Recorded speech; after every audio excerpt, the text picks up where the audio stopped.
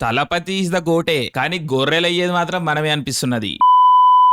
Danger అంటే danger ఉన్నది trailer. నాకు అర్థమే కారబ్బా కొన్నిసార్లు తమిళ సినిమా వాళ్ళు. ఎందుకంటే మనం ఒప్పుకోవాల్సిన విషయం ఏంటంటే ఇండియాలో బెస్ట్ సినిమాటోగ్రఫర్లు ఫస్ట్ కేరళ సినిమా నుంచి వస్తారు, నెక్స్ట్ తమిళ సినిమా నుండి వస్తారు. ఈ గోటు సినిమాటోగ్రఫర్ సిద్ధార్థ్ నూని కూడా ముందు 2 చాలా మంచి మూవీస్ తీసిండు. లైఫ్ ఆఫ్ ముత్తులో, కెప్టెన్ మిల్లర్ లో సినిమాటోగ్రఫీ చాలా బాగుంటది. మరి ఆయన వచ్చి ఈ టీవీ సీరియల్ ఎట్లా తీసిండో నాకు అర్థమైతే లేదు. ఈ రోజు తమిళ సినిమాకి తెలుగు సినిమాతో పోలిస్తే ఏదైనా అడ్వాంటేజ్ ఉంది అంటే అది విజువల్స్ లోనే. వాళ్ళ సినిమాలు చూడడానికి చాలా ప్రాపర్ గా ఉంటాయి. విజయ్ గారి సినిమాలే తీసుకోండి, లాస్ట్ 7-8 ఇయర్స్ లో వచ్చిన ఆయన అన్ని మూవీస్ చూడడానికి బాగుంటాయి, ఒక్క వారసుడు తప్ప. ఎందుకంటే అది మన తెలుగుల మ్యాజిక్ కాబట్టి. వంశీ పైడిపల్లి సీరియల్ ని కొట్టేలా ఉంది గోడ్ సినిమాటోగ్రఫీ. గ్రాఫిక్స్ అదంతా పక్కన పెట్టండి, జస్ట్ మనుషులుండి మాట్లాడుతున్నప్పుడు వాళ్ళ ఫేస్లు లైటింగ్లు చూడండి. బట్టల షాప్ యాడ్లు బాగుంటాయి వాటికంటే. మరి ఇంకా టైం లేక అట్లా తీసిర్రో ఏందో నాకు తెలియదు కానీ బట్ వెరీ వెరీ బేసిక్ అండి. 2024 లో అన్అక్సెప్టబుల్ నన్ను అడిగితే. And goat in the room గురించి మాట్లాడాలి అంటే డబుల్ యాక్షన్, డి ఏజింగ్, ఏం చెప్తాం ఇంకా, మస్తు తేడానే ఉంది. అయినో ఇది చాలా కష్టం చేయడం,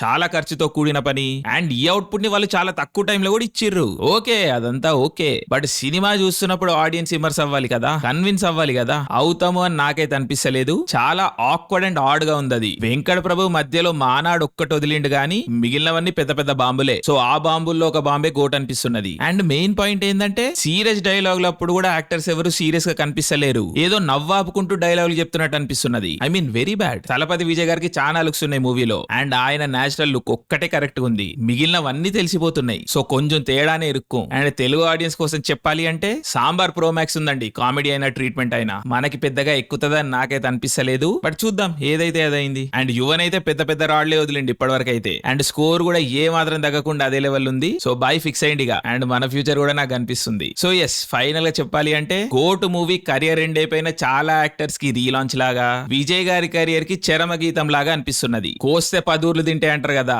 ఆ టైప్. అఫ్ కోర్స్ విజయ్ గారికి ఇంకొక కెరియర్ ఉండొచ్చు, కానీ మనకే ఇంకో లైఫ్ ఉంటుందో లేదో తెలీదు. సో కొంచెం భయంగానే వెళ్ళాలి థియేటర్ కి. బట్ ఓకే, పోదాం ఇక. జై హింద్.